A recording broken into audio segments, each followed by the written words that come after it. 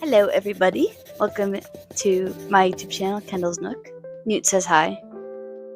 Today we are going to be doing a April and May recap. Part of the reason that I'm combining these 2 months is because I only read one book in April. It was the end of the semester, the last month is always crazy busy, so I really didn't have a lot of time, but we will start and do this video in order of the books that I read. So, first we have Things We Left Behind by Lucy Score. Let me pull up my Fable. I gave this book a 3 stars, which is a pretty good rating. It's definitely not a bad book. I have officially now read all of the books in this series, which is the Knock 'em Out series by Lucy Score. The Knock 'em Out series by Lucy Score is a small town romance, and there's 3 books, and they each take place with 3 different couples. There's 2 brothers who live in this small town, and that's what the first 2 books are about, is each brother and their love interest. And then the 3rd book is about their friend and the 3rd couple in the friend group that we don't have a book about yet. So in particular, this book is about Lucian and Sloane. And in the first 2 books of this series, you get a lot of small insights into how they do not get along.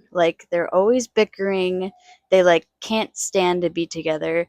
This book was intriguing because the whole time reading the other 2 books in the series, I'm like, what is up with them? And what is their story? Why do they not get along? In this book, we get to find out the history behind Lucian and Sloane. Most of it takes place in the current timeline, but there are some flashbacks in this book to when they were teenagers, and you get to learn the backstory behind what they used to be like and what's happened in their lives and kind of what made them to the point that they're at today.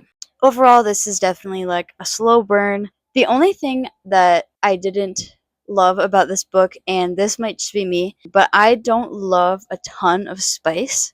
I like maybe a little bit, but in this book in particular, I felt like once they had kind of crossed the barrier of, okay, we can do these physical things together now, it was a lot. Like, I felt like every other chapter, they were either thinking about it or doing stuff, and I was like, I wanted some more talking and less.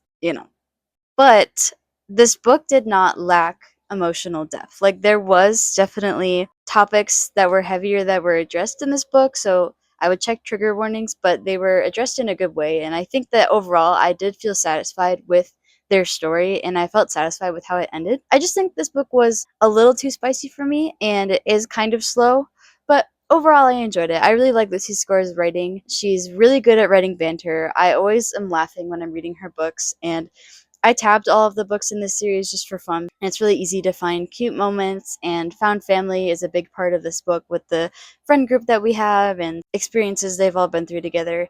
One other thing that I really enjoyed about this book is that there's kind of this running mystery plotline in all 3 of these books that has to deal with a mafia thing. It adds a little bit of danger, I guess, to the book, which is something that helps this size romance book move along. So along with the romance and the small town and the family, there's a little bit of a mystery suspense plot in the background. So I like this book. I think it was a good conclusion to the Knock 'em Out series, and I would recommend it if you've read the other 2. I think overall my favorite in this series was still the first book, Things We Never Got Over. So yeah, I gave this book a 3 stars, and I would recommend it if you like the first 2 books in this series. Now we're going to move into the month of May, which it is still May. It's May 30th right now. I am so proud of myself because I got back into it. Once school was over, I was like, okay, I need to start reading more. I actually have time, and I was like, I gotta get back to the swing of things. Even during April, I didn't have an audiobook going on in the background, and that's something that really helps when I'm busy. So I just kind of fell off in April. So I was like, okay, May, we're gonna get back into it. The first thing I did was I picked up Ruthless Vows by Rebecca Ross. There's still a yet to be seen finishing series vlog that I lost all of the editing progress on when I was on the last clip of the video. I think I am still going to edit that video eventually. However, in that video, I reread Divine Rivals. So I think that was in March. So I started this, and I think I got 100 pages in, but then I was like, you know what? I'm getting busy with school. I'm not in the right space to binge this book. So I softened enough the book, and I was like, hey, you know what? It's still very recent in my mind, I'm gonna pick this one up again. And I'm so glad that I did, because this book was another 5 stars. Divine Rivals was a 5 stars for me, especially when I reread it. I was like, yes, I love this world, I love this writing, I love Roman and Iris. Oh my god, I love them so much. And I was excited to see what was going to happen in the second book. The first book in this duology, which is Divine Rivals, is about Roman and Iris, and they are sort of rivals at this newspaper company, and they're both competing for the columnist position. They're kind of enemies, they're bickering a lot. The magic in the story is that Iris and Roman both have these typewriters that were only 2 of 3 that were ever made, and they have this like magical link. So when you type a note with a typewriter and slide it under the wardrobe, it will appear under the other person's wardrobe. Right in the beginning of the book, you find out that this magical typewriter thing is a thing, and Iris thinks that she has been writing to her brother who is fighting in the war. The war that's going on is against 2 gods, Enva and Dacre. Basically, that is another magical part about this book, is that there's kind of politics in these different gods. Enva, her power is sort of like magic, and she can lure people while she plays her harp. It's her main instrument. And then Dacre is kind of the god of the underworld, and he has powers in that sense. Iris's brother goes to fight in the war, and she misses him, and she starts writing to him, but she's actually writing to Roman. And Roman figures out that Iris is the one writing to her, but she doesn't know that Roman is the one responding. And he kind of writes under this cover name. So that's all I'm going to say, because I don't want to get too much into it, but basically there's this little bit of magical realism. It's war-based, lots of romance. The plot is very interesting to me, and yes. The second book, Ruthless Vows, I don't want to spoil anything if you haven't read the first book. This is going to be a spoiler-free summary. I will say that the first book, if you've read it, the second book gives same vibes. There's still like a small element of magic with the passing of letters, and there's still this like historical sort of war setting.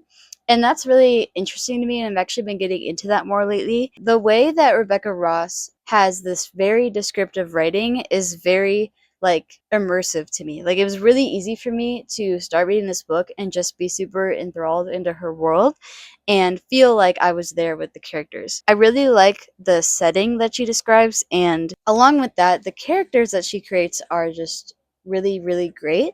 You get introduced to some new characters in the second book, and very quickly I was finding myself being connected to the characters, and I already found this like found family within the story of these new characters. And then the characters from the first book, the main male character, female character, Iris and Roman, you just get a continued description of their relationship. And again, I don't want to get into too much detail or spoil anything, but the love that they show for each other and the way that they do it is just so beautiful. I think Roman and Iris's relationship is one of my favorites in a book that I've literally ever read.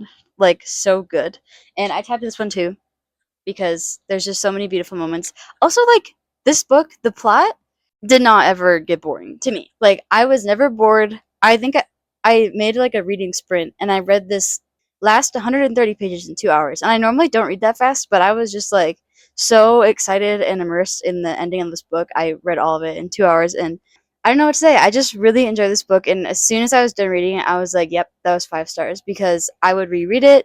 I loved the story. I loved the characters. I was connected to the characters. My heart was like going out for them, and I could feel it when it was over. I was still thinking about them, and I just truly didn't have any big issues with this book. Like, there's literally nothing to complain about in my brain. So I know that this one kind of has like a divide of people loved it or people didn't like it, but I would say that definitely give it a chance if you read Divine Rivals and you enjoyed it, because it gives similar vibes. The writing is just as beautiful as the first book, and you get the same characters plus some new characters and a great plot, and I think it's really interesting still, and the world that she made was great. So that's it, and I would recommend Ruthless Vows if you want to complete the duology. Highly recommend. 5 stars. Next, I jumped back into the world of Abby Jimenez. This is yours truly, and it's the second book in a series of interconnected standalones that she's come out with.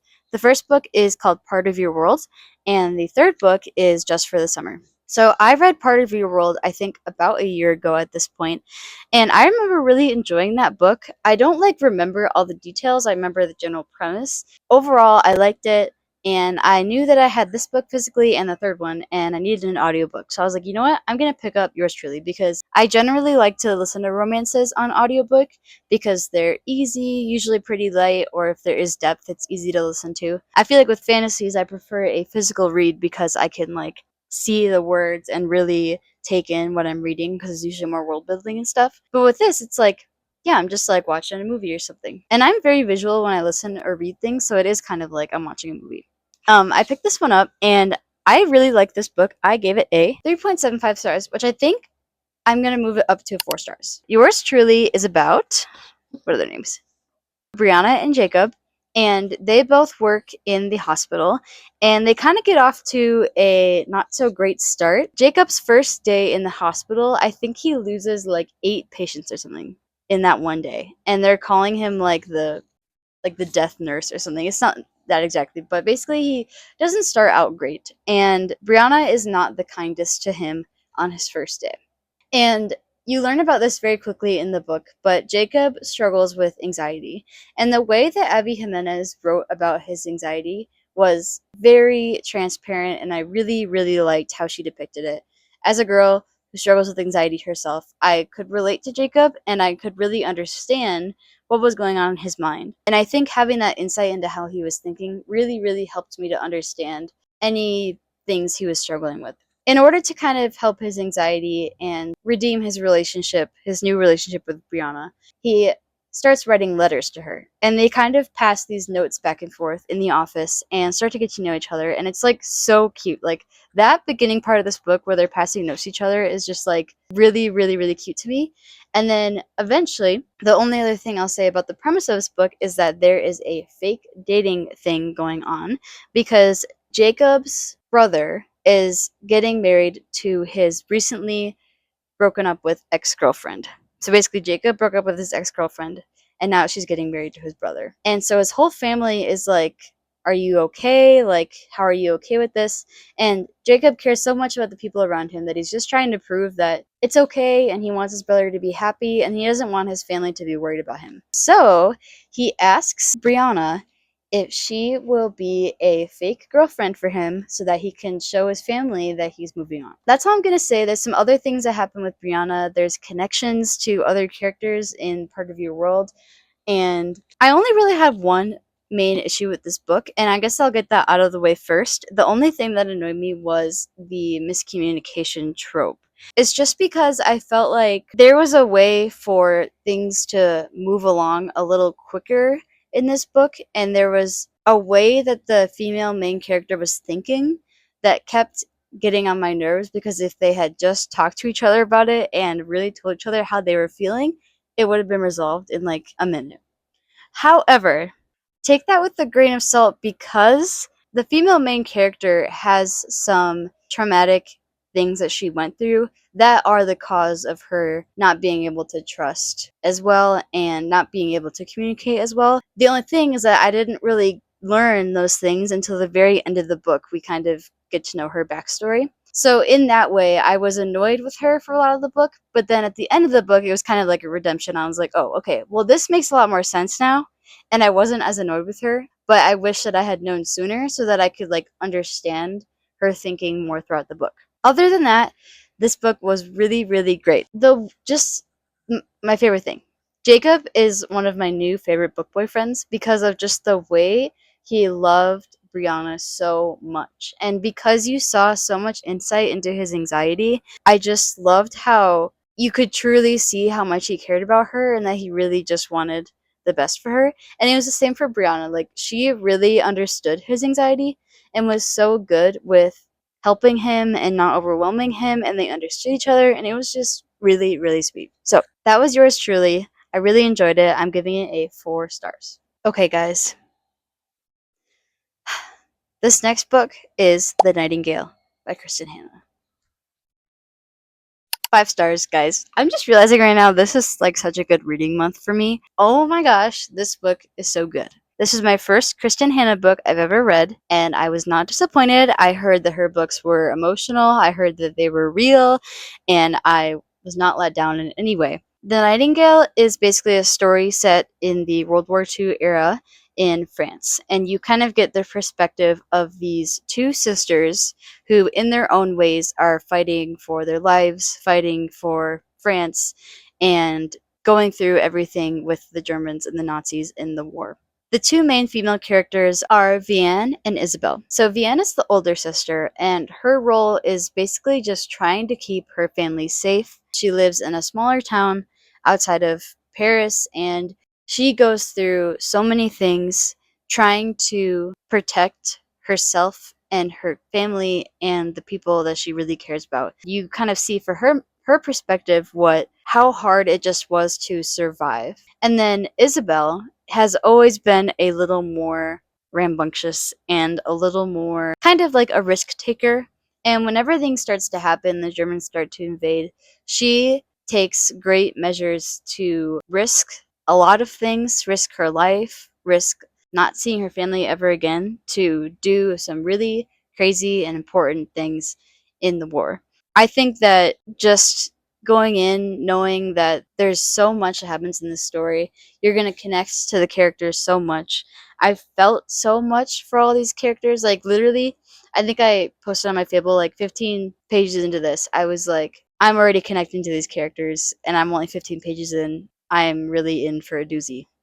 It just shows you what love is like, shows you what suffering is like. This is not a light book, especially when you realize that people actually went through this. This is not, yes, this is a historical fiction, so this particular story is not the exact truth, but Kristin Hannah did take a story that she learned about from a female in World War II, multiple stories from different females in World War II, and recreated them. So the actual things that are happening in this book are not historically incorrect. Like, I read the back of the book about the author's note and everything like that, and she really talks about how she did research and she talked to a lot of people and she talked to survivors from World War II. They all gave her the insight she needed to try and depict this as realistically as she could. So this book was beautiful, and one of the things that I really loved about it is that when I finished this book, I immediately was like, I wanted to reread it right now. Because I want to reread this book now, knowing what I know about everything that happens, because I think I will just see it in like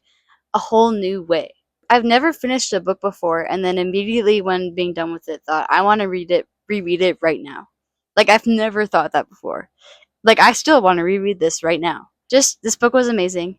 Please let me know what Kristin Hannah book I should read next, because I'm definitely going to have to pick up another one of her books. And yeah, that's all I can say. If you haven't read this, you should read it, especially if you're a woman. I just connected with the characters so much. 5 stars! Alright, we have the second audiobook that I listened to this month, and that is the next book in the Part of Your World series, which is Just for the Summer. I read yours truly, so then I was like, you know what? I'm just going to jump straight into Just for the Summer. This story is about Justin and Emma. Emma lives with her best friend Maddie. They're basically traveling nurses, so they'll go around the US and live in a certain area for a couple months and work, and then they'll pack up, move to another state, and just keep doing that. So basically, they're best friends and they move around all the time. Justin is living in Minnesota, and he posts on a Am I the Asshole Reddit, and basically is like, am I the asshole for naming my ugly dog after my roommate who wouldn't pay his rent? Basically. In that, he also talks about how his roommate dated his ex-girlfriend and she ended up being his soulmate. And then Justin talks about how basically he has this curse that whenever he breaks up with someone, the next person that they go and date is their soulmate.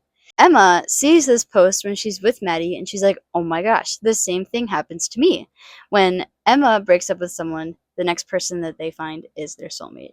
So she ends up responding to him and they kind of start talking and just starting to get to know each other and are like, hey, we should test if this curse can be broken, because what if we date each other and meet these requirements, like go on 4 dates or whatever, and then we break up, will we find our soulmates? So she goes out on a whim and she ends up moving to Minnesota.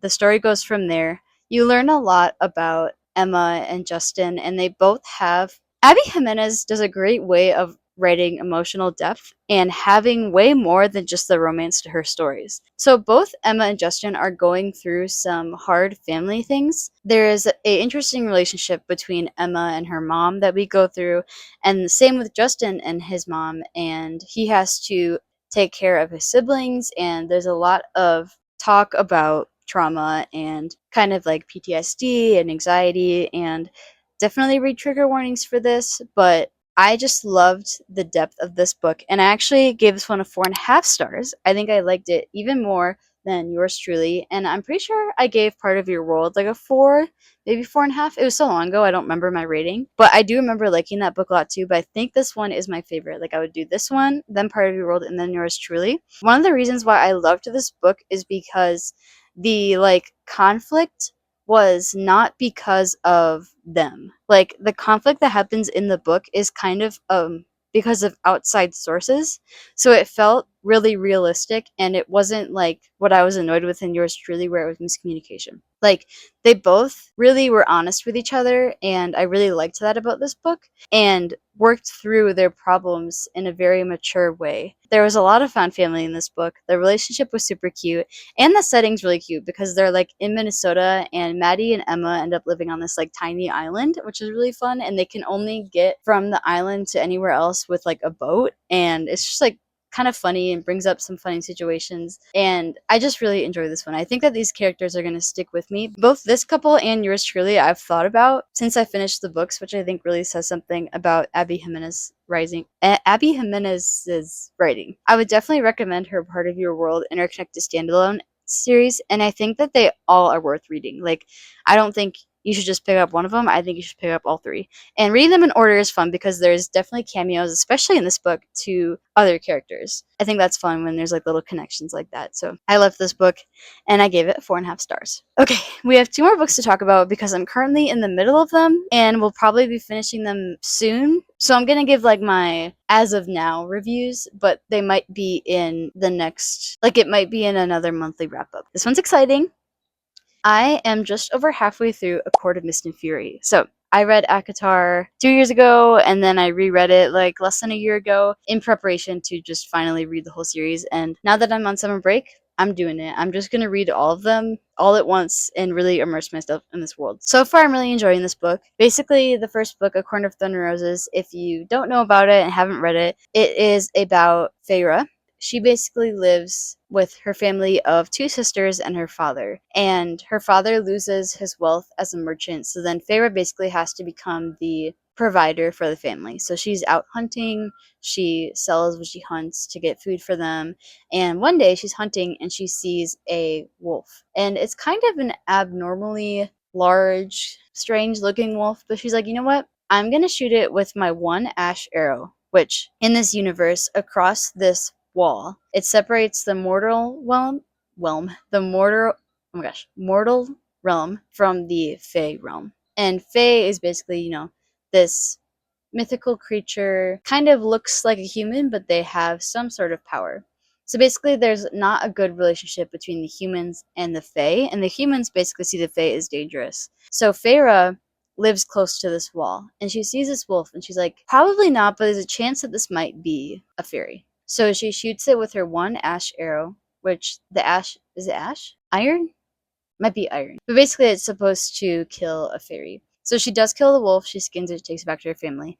But then a fae shows up at her door in wolf form and is like, you need to come with me because you killed a fairy, so either I kill you or you come to the fairylands with me and basically live there for the rest of your life to repay for what you've done. She decides to go, and the whole story is kind of about her adventure in the Fey realm. And there's a lot more to it, and this book takes place after a bunch of events in the first book, and I don't want to spoil anything from the first book because what happens at the very end of the book, I remember the first time I read it, I was like, and then that kind of sets up this whole book. So I'm not going to say anything about this plot because I don't even want to try and spoil the first book. And I know this series is like super popular, so you probably have either read it or already know what happens, but I have somehow avoided spoilers. So like, I'm not going to try and spoil someone else. But basically, I'm really enjoying this one. it is a romantasy, so there's romance, there's action, there's definitely like some stakes. I feel like in this book so far, it's mostly like planning and world building. And I feel like there hasn't really been any plot twists yet. There hasn't been any craziness. But like, I have just under 300 pages left, and I feel like it's about to get crazy. I don't know. But I'm loving it. I'm loving the characters. You meet new characters in this book, and I'm really enjoying them. And I'm just excited to see what I think, because a lot of people say that this is their favorite. So we'll see. I would definitely recommend starting the series if you haven't, because it's fun, and I don't see a reason to not read it. Lastly, I'm going to very briefly mention that I started Zodiac Academy today, The Awakening, which is the first book. I was on my Libby app and I was like, okay, I need an audiobook to listen to because I ran out of my Spotify listening hours. But like all the books that I own physically are on like a week or month wait hold. So I was like, you know what? I'm gonna just kind of browse. And I found Zodiac Academy and there was no hold. So I was like, you know what? I'm gonna get it because I've been eyeing up the Zodiac Academy series, but I know that it's long.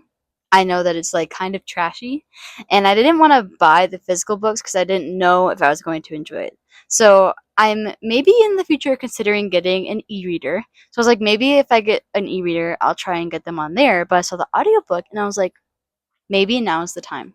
So I started today and I'm already kind of like hooked. Like the plot from the beginning was like really interesting, and I already had heard about the premise, but I don't really know much beyond the very basics of it. And what I know is that there are these two sisters who are twins. One day, basically, this guy shows up and he's like, you guys are the heirs, or like you have this big family inheritance in this Fey realm where there's this academy based on star signs, astrology signs. So you two need to come with me to this school because you're about to turn 18, and when you turn 18, you're going to have your spiritual awakening and you're going to have these powers and you're not going to know what to do with them. So you need to go to the school, and you need to go to school to get your inheritance back. So they're like, okay, this is crazy, but they go, and all I know right now is that they just got there. Like, they just got there, and they're discovering their powers right now. That's, like, all I know. And I just know it's a school setting. I've heard it's, like, a bully romance. I've heard it's, like, trash TV, but in a book. And I'm listening to the dramatized audiobook. Dramatized? Whatever you call it. So I think it's going to be fun. I'm excited. It's a long series, so if I don't like the first one, maybe I'll stop, but I've also heard that they get better as it goes on. So that is my wrap up for April and May, and I hope you guys enjoyed. Let me know if there's any books based on these that you would recommend to me, and I hope you enjoyed my reviews, and I recommend all the books that I reviewed in this video. They were all great. I love these authors, especially Abby Jimenez, Kristin Hanna. I'm so excited to read more of her books, and I hope you guys enjoyed. I track all of my reads, and I post updates while I'm reading on my Fable, so that will be linked in the description. You can see lengthy reviews of my books as soon as I finish them. And I also update my reading on my Bookstagram, which is kendals.nook. I like to post fun reels and my reviews and bookish content, and I would love to connect with you and chat about books. So that is it for today's video. I hope you guys enjoyed, and thank you so much for watching. Bye!